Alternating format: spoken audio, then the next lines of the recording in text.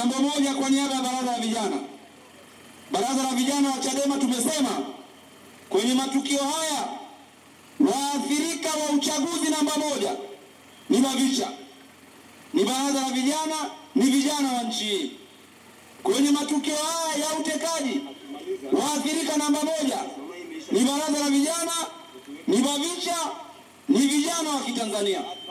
Katika matukio haya ya kukosa mitaji, maisha magumu, kutokujua kesho kunakuliwa wapi, unalala wapi, waathirika namba moja ni vijana wa nchi. Uongo kweli?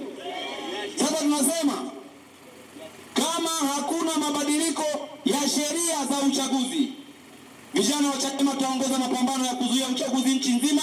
Mungu anajua na Watanzania anawajua na kila mtu mmoja anajua.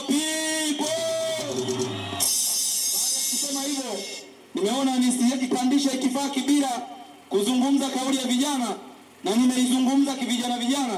Kwa hiyo nawashukuruni sana watu Karatu. Sasa naileta itifaki ya kitaifa. Baba